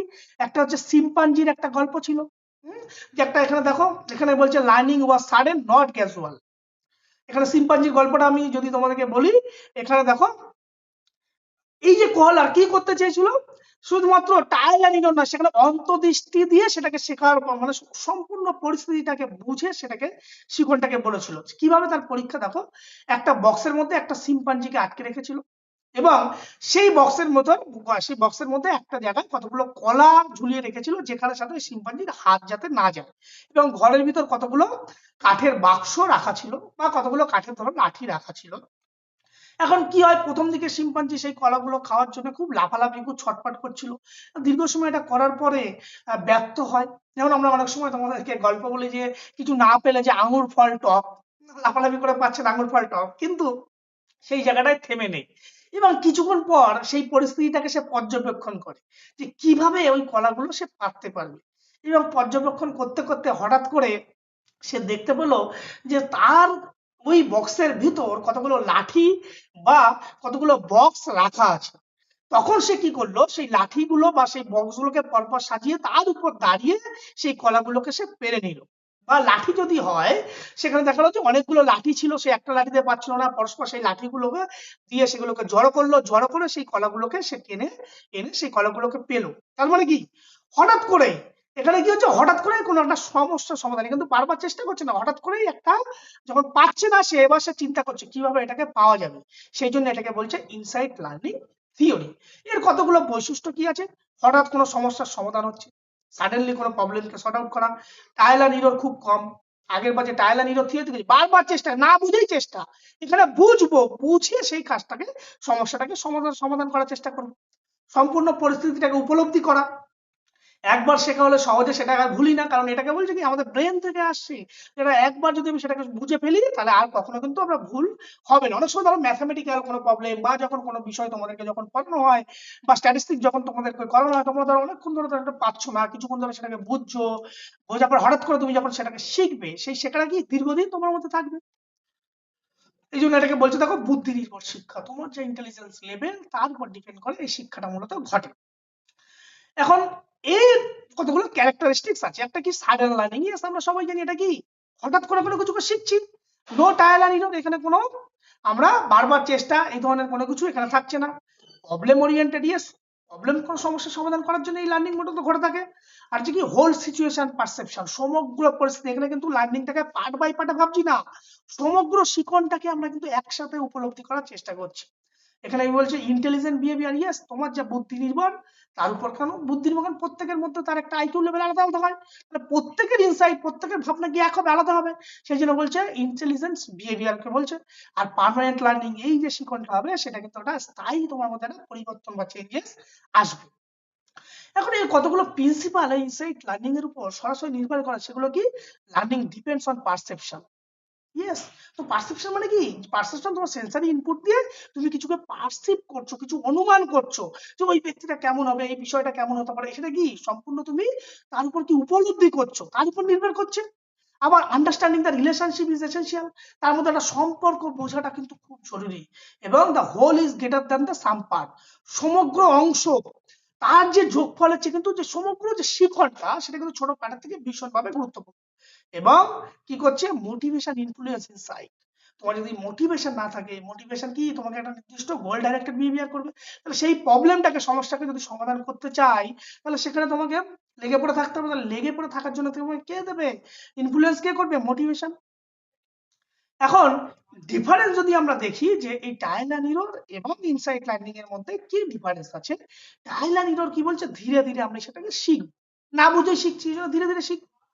এটাকে বলবো হঠাৎ করে আমরা কোনো কিছুকে আত্ম উপলব্ধির মাধ্যমে সেটাকে শিখবো। মেনি রং রেসপন্স, এখানে বহুবার চেষ্টা করবো, মানে এখানে না বুঝের মতো গাধার ভিতর চেষ্টা করার মাধ্যমে শিখবো। এখানে আমি বলছি নো রিপিটেডলি রং রেসপন্স, বারবার আমরা ভুল করবো না।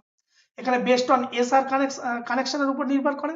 এখানে বেস্ট অন আন্ডারস্ট্যান্ডিং, তুমি কি বুঝছো তার উপর ডিপেন্ড করছে। এখানে হচ্ছে মেকানিক্যাল ট্রায়াল এন্ড এরর, কি মেকানিক্যাল, এটা কি বলেছে ইন্টেলিজেন্স, তোমার বুদ্ধিমত্তার উপর ডিপেন্ড করে এই শিখনটা হচ্ছে। এখন অ্যাপ্লিকেশনটা কোথায়, ইনসাইড লাইনের এক হচ্ছে tactical decision, yes tactical decision কি খেলার পরিস্থিতি অনুযায়ী তোমাকে যে কোনো সময় ডিসিশনটা নিতে হচ্ছে। এই যে তাহলে উপলব্ধি করতে পারছো হোল পরিস্থিতিটা কি তার উপর ডিপেন্ড করে তুমি কোনোটা সিদ্ধান্ত উপনীত হচ্ছ, সেটা ডিপেন্ড করছে। গেম স্ট্র্যাটেজি সেট করছো, হ্যাঁ বিভিন্ন প্রকার প্রবলেম সলভিং ইন ম্যাচ, যে কোনো প্রকার ম্যাচে কোনো কুইক ডিসিশন, কোনো প্রকার সমস্যা সেটাকে সমাধান করছো তোমার উপদৃষ্টির মাধ্যমে। হ্যাঁ কোচিং মেথড, আবার হচ্ছে স্কিল ইমপ্রুভমেন্ট, তোমার নিজের দক্ষতার মাধ্যমে সেটাকে স্কিলটাকে ইমপ্রুভমেন্ট করতে চেষ্টা করছো। এডুকেশনাল ইমপ্লিকেশন কোথায়, ডেভেলপ ইন্টেলিজেন্সি, তোমার ইন্টেলিজেন্সি লেভেলটাকে বৃদ্ধি করে, এনকারেজ করে ক্রিয়েটিভ থিঙ্কিং, তোমার মধ্যে একটা ক্রিয়েটিভিটি একটা ডেভেলপ করতে কিন্তু সাহায্য করে, প্রমোটস করে ইন্ডিপেন্ডেন্ট লার্নিং, স্বনির্ভর শিক্ষা, মানে নিজের ইচ্ছায় নিজের তো অন্তর্দৃষ্টির মাধ্যমে শিখতে চাইছো, সেই জন্য স্বনির্ভর শিক্ষা তৈরি হয়। Useful in advance skill test, উন্নত মানের কিন্তু প্রশিক্ষণে কিন্তু ভীষণভাবে কার্যকারী। আর কি করছে এনহান্স টেকনিক্যাল অ্যাওয়ারনেস, তোমার মধ্যে একটা কৌশলগত সচেতনতা ডেভেলপ করবে। এই হচ্ছে মূলত ইনসাইট লার্নিং থিওরি। এরপরে যদি আমরা আসি আমাদের অবজারভেশনাল লার্নিং বা সোশ্যাল লার্নিং, যাকে আমরা পর্যবেক্ষণমূলক বা অনুকরণমূলক আমরা শিখনও আমরা অনেক সময় বলতে পারি। এখন আমরা কি এখন যদি এই লার্নিংটাকে বলা হয়, যদি তোমাদের মতো একটু গল্পের মতো করে, যে আমরা কি শুধু বই পড়ে বা কোনো কিছু মাধ্যমে শুধুমাত্র কি আমরা বই পড়ে কোনো কিছু শিখনটাকে আমরা শিখে ফেলবো, তাই কখনো সম্ভব না।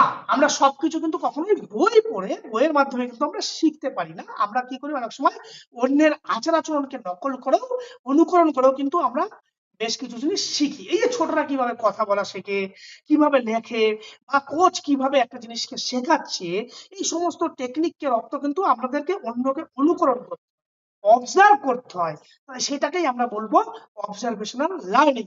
এখন এই অবজারভেশনাল লার্নিং কে এই থিওরিটাকে এস্টাবলিশ করেছিল, এটা করেছিল হচ্ছে আলবার্ট বান্দু। একে বলা হচ্ছে সোশ্যাল কগনিটিভ থিওরি। এখানে কি বলছে, আমাদের অন্যের যে আচার আচরণ সেই আচার আচরণকে আমরা ইমিটেশন করব, নকল করি না আমরা কোনো কিছুকে নকল করো, ঠিক অন্যের আচার আচরণ অন্যের বিহেভিয়ার সেটাকে আমরা ভালো করে অবজার্ভ করবো, করে আমি সেটাকে যখন অনুকরণের মাধ্যমে কোনো কিছু শেখার চেষ্টা করব, তখনই আমরা তাকে বলবো অবজারভেশনাল লার্নিং। এখানে দেখো অন্যের আচরণ পর্যবেক্ষণের মাধ্যমে শেখা। তাহলে এক্ষেত্রে বেশ কিছু মডেল সেখানে তিনি দিয়েছিল এবং একটা খুব সুন্দর একটা গল্প এখানে, সরি একটা এক্সপেরিমেন্ট আছে, সেগুলোতে আমরা যাব। তার আগে আমরা যদি জানি যে এখানে দেখো একটা কতগুলো স্টেজ আছে, এই যে শিখনটা মূলত 4টি স্টেজের উপর ডিপেন্ড করে। একটা হচ্ছে কি অ্যাটেনশন। অ্যাটেনশন মানে কি, যে শিক্ষার্থীরা কোন প্রতি মনোযোগ হবে, কোন মডেলের আচরণের প্রতি মনোযোগ হবে, তার উপর নির্ভর করে।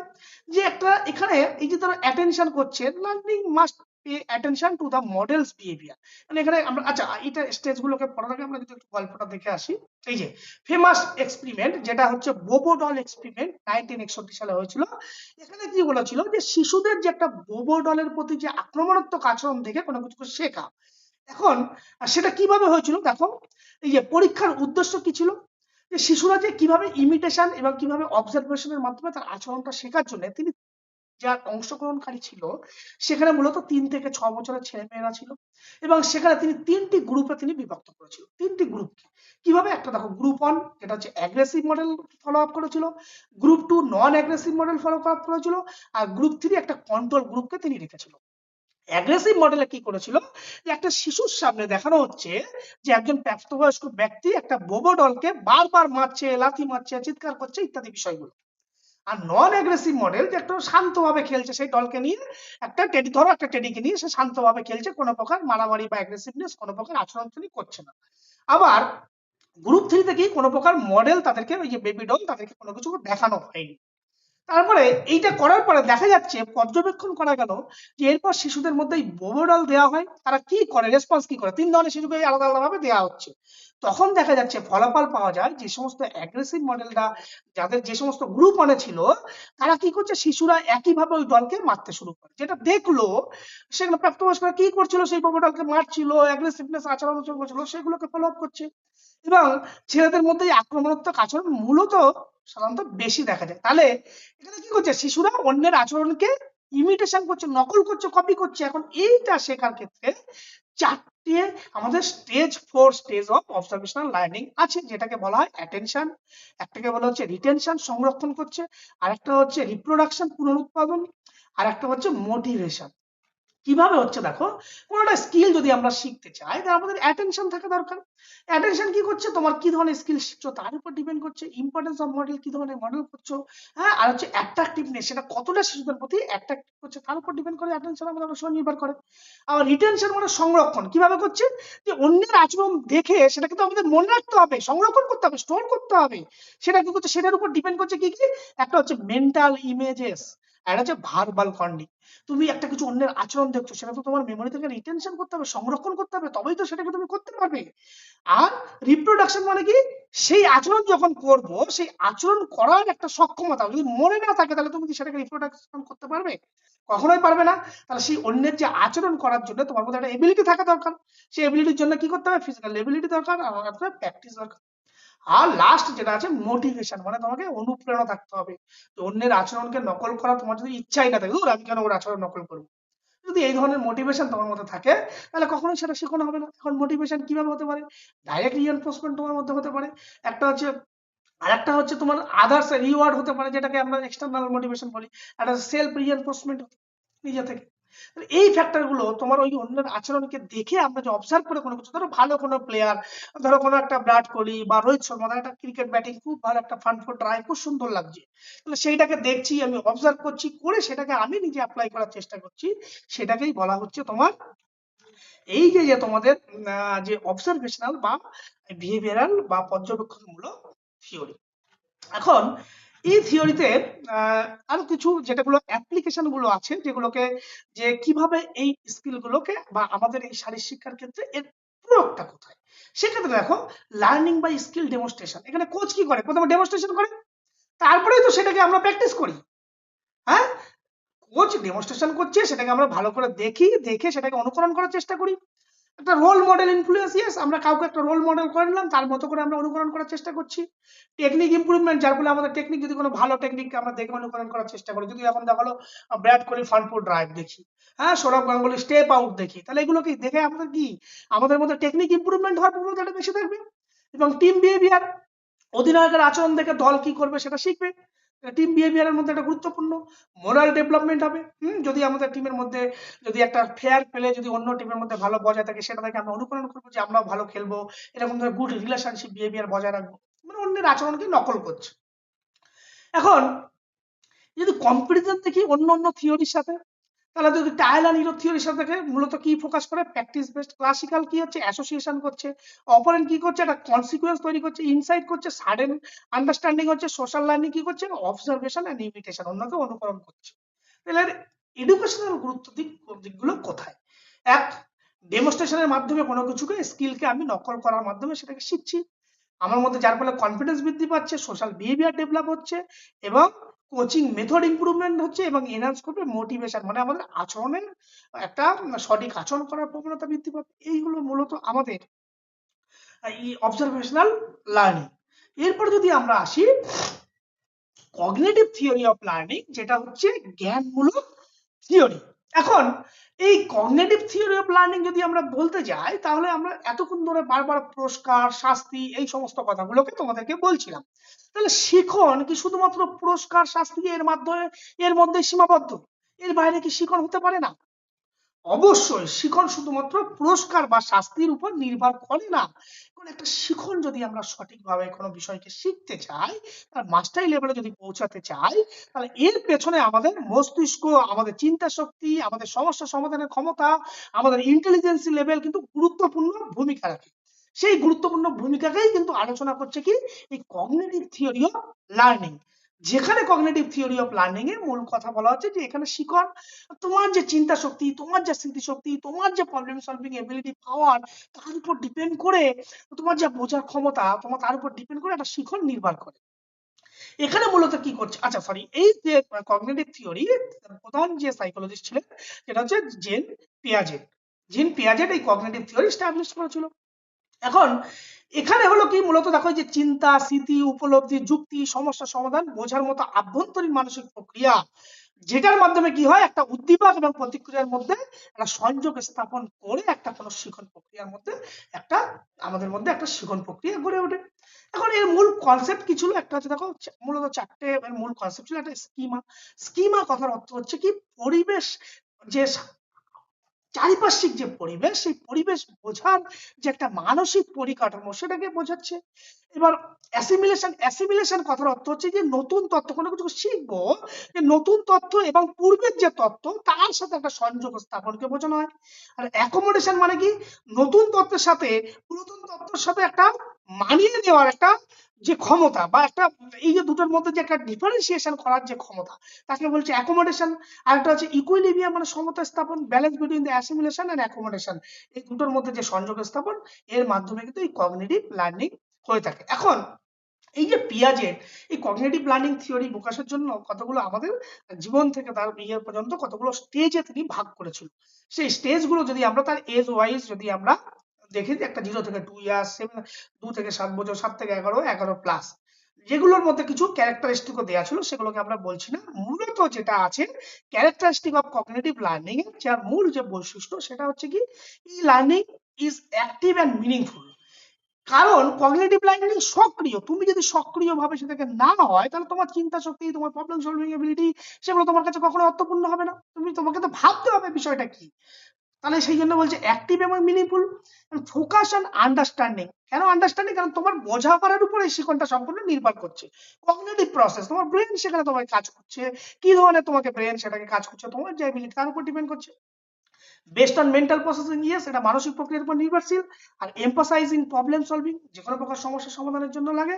আর লং টার্ম রিটেনশন, দীর্ঘস্থায়ী, কারণ এটা চিন্তা শক্তি থেকে আসছে, সেই জন্য এই ধরনের শিখনটা দীর্ঘস্থায়ী হয়ে থাকে। এখন এই যে কগনিটিভ থিওরি আর যে বিহেভিয়ারিজম থিওরি, এই দুটোর মধ্যে ডিফারেন্সটা কোথায়? একটা হচ্ছে আচরণ, আমরা যেগুলো বিহেভিয়ার করছি, আর একটা হচ্ছে জ্ঞানমূলক। এর মধ্যে দেখো, বিহেভিয়ারিজম থিওরি মূল কথা হচ্ছে এক্সটার্নাল বিহেভিয়ার ফোকাস করে, বাহ্যিক আচরণ দ্বারা কিন্তু শিখনটা হয়। এখানে হচ্ছে কি ইন্টারনাল, অর্থাৎ মেন্টাল প্রসেস মেইনলি এখানে কাজ করছে। আর এই যে বিহেভিয়ারিজম থিওরিতে মূলত এস আর কারেকশন, একটা স্টিমুলাস এবং রেসপন্স, তার একটা সম্পর্ক স্থাপনের মাধ্যমে কোনো কিছুকে শিখি। এখানে মূলত শিখছি আমাদের যে থিঙ্কিং এবং আমাদের যে রিজনিং, অর্থাৎ যুক্তি এবং বিশ্লেষণের মাধ্যমে আমি কোনো প্রকার শিখনটাকে শিখছি। আর এখানে বিহেভিয়ারিজমে বলছে রিএনফোর্সমেন্ট ইজ এসেনশিয়াল, অর্থাৎ তোমার যে আচরণ, সঠিক আচরণের রিএনফোর্স করা, পুনরাবৃত্তি করা কিন্তু এই ধরনের ক্ষেত্রে ভীষণভাবে এসেনশিয়াল। কিন্তু কগনিটিভ থিওরিতে কি বলছে, আন্ডারস্ট্যান্ডিং ইজ এসেনশিয়াল, বোঝাটা, সঠিকভাবে বোঝাটা কিন্তু ভীষণভাবে গুরুত্বপূর্ণ। এখন এই থিওরির অ্যাপ্লিকেশনটা কোথায়? অ্যাপ্লিকেশনটা হচ্ছে, দেখো, এক গেম অ্যানালিসিস, তুমি যদি সঠিকভাবে গেমটাকে অ্যানালিসিস করতে চাও, প্রত্যেক খেলোয়াড়ের তার কৌশল, তার যুক্তি, কোথায় দুর্বলতা আছে, কোন জায়গাতে তার উইকনেস আছে, সেই জায়গাগুলোকে যদি সঠিকভাবে যুক্তে যাও, তাহলে তোমার চিন্তা শক্তি দরকার, ব্রেনকে, মেন্টাল প্রসেসকে কাজে লাগাতে হবে, তার উপর ডিপেন্ড করে তুমি অ্যানালিসিস করবে। এখন কেন আমরা বলছিলাম যে তোমার ইন্টেলিজেন্স লেভেল, কারণ 10 জন ব্যক্তিকে যদি অ্যানালিসিস করতে যাও তাহলে 10 রকম অ্যানালিসিস করবে। সেই জন্য বলছে যে এগুলো ইন্টেলিজেন্স লেভেলের উপর বা প্রবলেম সলভিং এবিলিটির উপর তোমার ডিপেন্ড করে কিন্তু সেই খেলাটা বা তার এই গেম অ্যানালিসিসটা হবে, তার উপর ডিপেন্ড করে। আচ্ছা, স্ট্র্যাটেজি প্ল্যানিং, ইয়েস, কোনো প্রকার স্ট্র্যাটেজি যদি আমরা প্ল্যানিং করতে চাই তাহলে আমাদের চিন্তা শক্তি, মেমোরি, এগুলো দরকার কি দরকার না? অবশ্যই দরকার। স্কিল আন্ডারস্ট্যান্ডিং এর ক্ষেত্রে দরকার, ডিসিশন মেকিং পাওয়ারের জন্য ভীষণভাবে গুরুত্বপূর্ণ, কোচিং মেথডের জন্য দরকার, মেন্টাল ট্রেনিং এর জন্য ভীষণভাবে গুরুত্বপূর্ণ। এখন এর এডুকেশনাল ইম্পর্টেন্সটা কোথায়, শিক্ষাগত গুরুত্ব দিকগুলো কোথায়? এক, ডেভেলপ করবে ক্রিটিক্যাল থিঙ্কিং, ইয়েস, যে কোনো প্রকার সমালোচনামূলক চিন্তা বুদ্ধি তোমার মধ্যে ডেভেলপ করতে সাহায্য করবে, ট্যাকটিক্যাল অ্যাওয়ারনেস গড়াতে সাহায্য করবে, মেমোরি অ্যান্ড রিটেনশন, তোমার স্মৃতিশক্তি বৃদ্ধি করতে সাহায্য করবে, হ্যাঁ, এবং তোমাকে ইন্ডিপেন্ডেন্ট লার্নিং, তোমার মধ্যে একটা স্বনির্ভর শিক্ষার দেওয়ার একটা প্রবণতা তৈরি হবে, অ্যাডভান্স স্পোর্টস ট্রেনিং, এবং তুমি যে কোনো প্রকার উন্নত ক্রিয়ার ক্ষেত্রে এই ধরনের শিক্ষণটা ভীষণভাবে কার্যকারী হতে পারে। এখন এরপরে লাস্ট আরেকটা শিখন আছে, যেটা গেস্টাল থিওরি লার্নিং, যদিও আগের ইনসাইট লার্নিং এর সাথে অনেকটাই সম্পর্কিত। মূলত এই গেস্টাল থিওরি অফ লার্নিং, এখানে যে লার্নিং এর যে মূল কথাটাকে বলা হয়েছে যে কোনো প্রকার শিখন যখন আমরা কোনো কিছুকে শিখি, শিখনের যে আলাদা আলাদা অংশে আমরা শিখবো না, সে আমরা যখন কোনো বিষয়কে, কোনো কিছুকে দেখি, তখন কি আমি আলাদা আলাদা ভাবে কোনো একটা ছবিকে দেখতে চাই না, আমরা সামগ্রিক চিত্রটাকে দেখতে চাই, সামগ্রিক অংশটাকে দেখতে চাই, পুরো অংশটাকে আমরা একসাথে দেখতে চাই। এখন এখানে একটা বিখ্যাত কথা দেখো, এখানে বলা আছে, একটু নিচের দিকে আমি বলছি তোমাদের, the whole is greater than the sum of its part, the whole is greater than the sum of its part, অর্থাৎ তার কথাটার অর্থ হচ্ছে যে শেখার সময় শুধুমাত্র তার পুরো, মানে সামগ্রিক অংশ, ছোট ছোট অংশ না, তার সামগ্রিক অংশ কিন্তু খুব পরিস্থিতি বুঝে কোনো কিছুকে শেখা কিন্তু আমাদের ভীষণভাবে জরুরি, তবেই কিন্তু আমরা সেই বিষয়টাকে আমরা শিখতে পারবো। এখন এই গেস্টাল থিওরি দিয়েছিল, দেখো এখানে অনেকগুলো সাইকোলজিস্ট মিলে এই মনোবিজ্ঞানীরা কিন্তু এই গেস্টাল থিওরিকে দিয়েছিল। এখানে মূলত যে কথাটাকে বারবার আমি তোমাদেরকে বললাম, যে একটা সম্পূর্ণ পরিস্থিতিকে উপলব্ধি করার মাধ্যমে সেখানে আলাদা আলাদা ভাবে কোনো অংশকে শিখবো না, তার মাধ্যমে শেখার অংশকে বলা হচ্ছে হোল সিচুয়েশনকে বুঝে কোনো কিছুকে শিক্ষণকে আমরা এই গেস্টাল থিওরি নামে বলবো। এর কতগুলো, যখন সামগ্রিক অংশকে বুঝবো, তার মানে কি, তার কনসেপ্ট কি, পারসেপশন দরকার, আমাদের সঠিকভাবে উপলব্ধি করা দরকার, তার উপর ডিপেন্ড করছে আমি কিভাবে পারসেপশন করছি, আমি কি অনুমান করছি অন্যের সম্পর্কে কিছু শোনার পর, আমার পারসেপশন যেমন উপর, সেটা ইন্ডিভিজুয়াল উপর ডিপেন্ড করছে। তাহলে কোনো শিখন নির্ভর করছে আমার পারসেপশন ক্যাপাসিটির উপর, ইনসাইটের উপর, আমার অন্তর্দৃষ্টির উপর সঠিকভাবে নির্ভর করছে, অর্গানাইজেশন মস্তিষ্কের যে সঠিক বিন্যাস তার উপর ডিপেন্ড করছে। এখন এর কতগুলো ল আছে, যেগুলো আমরা যদিও ট্রান্সফার লার্নিং এর মধ্যে পড়বো, যেমন ল অফ প্রক্সিমিটি, যেটা হচ্ছে কোনো বস্তুর মধ্যে, দুটো বস্তুর মধ্যে কতটা সান্নিধ্য মিল আছে সেটার উপর দেখে কোনো কিছুকে শেখা। আবার ল অফ সিমিলারিটি, সাদৃশ্যের নীতি, ল অফ ক্লোজার, সম্পূর্ণতার নীতি, ল অফ কন্টিনিউটি, ধারাবাহিকতার নীতি, এই বিষয়গুলো যদি আমরা এগুলোকে পরে পড়বো। এখন মূল যে জায়গাটা, ক্যারেক্টারিস্টিক্স অফ গেস্টাল লার্নিং, এখানে দুটো কথা আমাদের প্রথমেই বলে দিয়েছি, যেটা কি, এটা ছোট ছোট অংশ, পার্ট বাই পার্ট এটাকে বোঝার চেষ্টা করে, সামগ্রিক অংশটাকে বোঝায়। এই জন্য বলছে লার্নিং ইজ হলিস্টিক, মানে সামগ্রিক ভিত্তিক। আর কি বলছে, বেস্ট অন পারসেপশন, ইয়েস, তোমার উপলব্ধির উপর নির্ভর করবে, এবং এমফাসাইজ অন আন্ডারস্ট্যান্ডিং, তোমার বোঝার ক্ষমতার উপর নির্ভর করবে, ইনসাইট বেসড এটা লার্নিং, মিনিংফুল লার্নিং। এখন এর অ্যাপ্লিকেশন গুলো কোথায়, টিম প্লে আন্ডারস্ট্যান্ডিং, দলগত বোঝা, যে দলগত যখন খেলা হয়, খেলোয়াড়দের পুরো তার গেম, খেলোয়াড়দের পরিস্থিতি সমস্ত কিছু বুঝে তোমাকে কোনো একটা পরিস্থিতিকে নির্ভর করতে সাহায্য করবে বা শিক্ষণটাকে কার্যকরী করতে সাহায্য করবে। প্যাটার্ন শনাক্তকরণ, ইয়েস, বর্তমান যে ব্যাচের পরিস্থিতি কি তার উপর ডিপেন্ড করছে, ডিপেন্ড করে তুমি কোনো একটা সিদ্ধান্ত বা কোনো একটা তুমি ডিসিশন তুমি নিতে পারবে। সেই জন্য বলছে প্যাটার্নটাকে শনাক্তকরণ করা দরকার। ট্যাকটিক্যাল অ্যাওয়ারনেস, তোমার মধ্যে একটা পুরো যে গেম সিচুয়েশন সেটা সচেতনতা বা কোনো একটা ডিসিশন মেকিং পাওয়ার তোমাকে একটা ডেভেলপ করতে সাহায্য করবে। স্কিল অর্গানাইজেশন, ইয়েস, কোনো একটা স্কিলকে তার যে সম্পূর্ণ যে প্যাটার্ন গুলো আছে, যে সমস্ত পার্ট গুলোকে যদি একসাথে জুড়ে দেওয়া হয়, যেমন ধরো যে টাস্ক, এক্সিকিউশন, ফলো থ্রু, এই তিনটাকে কম্বিনেশন, এখানে কিন্তু আলাদা আলাদা কোনো পার্ট না, দুটোকে কম্বিনেশন ভাবে সামগ্রিক যে চিত্র সেটাকে বোঝাচ্ছে। এর ফলে কি হবে, কোচিং স্ট্যাটিস্টিক ডেভেলপ হবে। এখন এই ডিফারেন্স যদি আমরা দেখি যে বিহেভিয়ারিজম এবং গেস্টাল থিওরির মধ্যে ডিফারেন্সটা কোথায়, দুটোর মধ্যে দেখো লার্নিং বাই এসআর কানেক্টিজম একটা হচ্ছে স্টিমুলাস রেসপন্স, আর এখানে গেস্টাল কি বলেছে, উপলব্ধি এবং ইনসাইটের মাধ্যমে শেখা। এটা পার্ট লার্নিং বিহেভিয়ারিজমের মধ্যে পার্ট লার্নিং এর অংশ, এটা হোল লার্নিং এর অংশ। এটা হচ্ছে মেকানিক্যাল, এটা হচ্ছে মিনিংফুল, অর্থপূর্ণ। এডুকেশনাল ইমপ্লিকেশন কোথায়, যে কোনো প্রকার প্রবলেমটাকে সমস্যা সমাধান করে, ট্যাকটিক্যাল ইন্টেলিজেন্স করে, মিনিংফুল লার্নিং করে, এসেনশিয়াল অ্যাডভান্স স্ট্র্যাটেজি ডেভেলপ করতে সাহায্য করে, আর পারসেপশন স্কিল। এখন এই যে সমগ্র যে থিওরি গুলো তোমাদের আজকের ক্লাসে আমরা বললাম, যে থিওরিজ অফ লার্নিং, একটা শিখন কিভাবে ঘটছে, সেই সমস্ত থিওরি গুলোকে যদি আমরা একটা ছকের মাধ্যমে তোমাদেরকে দেখাতে চাই, সেখানে এখানে ছোট্ট করে এখানে লেখা আছে, আমরা এত কিছু আর বলছি না, কথাগুলোকে বারবার বলছি, আমরা তোমাদেরকে মনে রাখার জন্য বলছি। যে টায়লার নিউ থিওরি কে এস্টাবলিশ করেছিল, থর্নডাইক। ক্লাসিক্যাল কন্ডিশনিং কে করেছিল, ইরন প্যাভলভ। অপারেন্ট কন্ডিশনিং কে করেছিল, BF Skinner. Insight theory Kohler. Gestalt theory, এটাও Kohler. Social learning theory Alfred Bandura. Cognitive theory Jean Piaget. হ্যাঁ, তাহলে এইখানে দেখো অনলাইন ডিভিশনের জন্য তোমাদের জন্য রেখে দিয়েছি। এই হলো মূলত থিওরিজ অফ লার্নিং এর আজকের গোটা ক্লাস। এবং এই ক্লাসের শেষে নিশ্চয়ই আমরা বলেছিলাম কিছু এমসিকিউ রাখবো, সেই এমসিকিউ নিশ্চয়ই আছে। সেই এমসিকিউ গুলো আমি চাইবো তোমরা প্রত্যেকেই মাইক্রোফোন অন করে যেগুলো পড়ানো হলো সেখান থেকে এমসিকিউ আছে, সেই এমসিকিউ গুলোকে উত্তর দেওয়া। পরের যে সোমবার নেক্সট মন্ডে যে ক্লাস আছে, সেই মন্ডে ক্লাসে আমরা লার্নিং এর বাকি পার্টগুলোকে শেষ করব। সেদিনে ক্লাসটা একটু বেশি হবে। সেদিন আমরা মূলত যে জায়গাগুলোকে করব, এক হচ্ছে transfer of learning, learning curve, motor learning, perceptual motor learning, stage of learning ইত্যাদি বিষয়গুলোকে আমাদের নেক্সট ক্লাসে শেষ করব। তাহলে সবাই মাইক্রোফোনটা অন করে একটুখানি এই যে প্রশ্নগুলো রাখা আছে সেগুলোকে একটু উত্তর দেবে। Who is known the father of classical conditioning, অর্থাৎ ক্লাসিক্যাল কন্ডিশনিং এর জনক কে?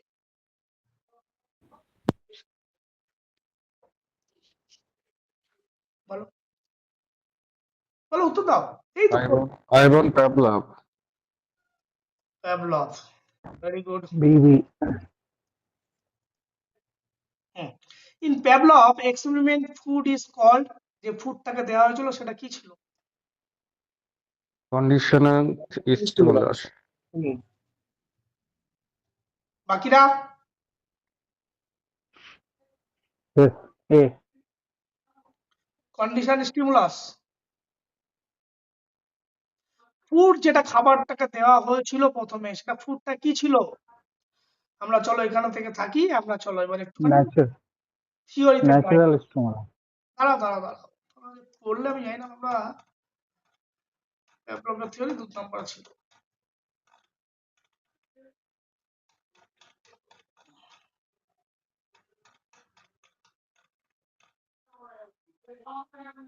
ওটা আনকন্ডিশনাল থিওরি হবে এটা। হুম, বলবো হচ্ছে আনকন্ডিশনাল থিওরি। ফুড কি ছিল? আনকন্ডিশনাল। Unconditional theory. Yes. মানে অটোমেটিক্যালি ওটা তো খাবার না দিলেও ওটা ওই লালাটা ক্ষরণ হবে আর কি, তার মানে কন্ডিশন ছাড়াই হচ্ছিল আর কি। ঠিক আছে, very good. বাকিরাও একটু উত্তর দাও।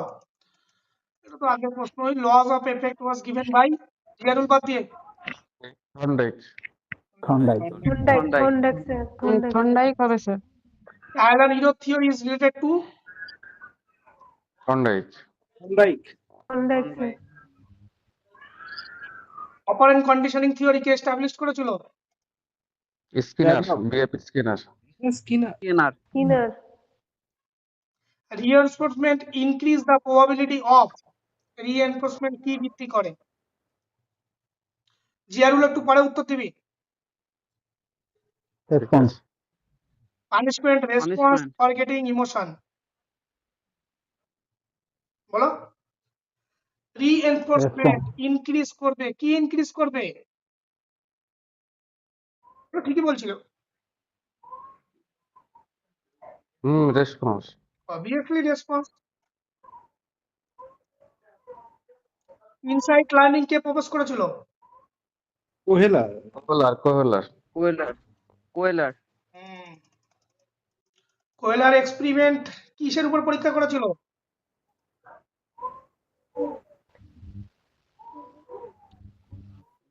বলো,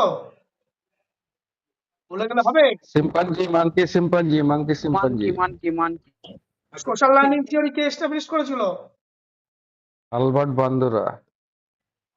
বন্ধুরা বাকিটা বলছো না। Learning is imitation is related two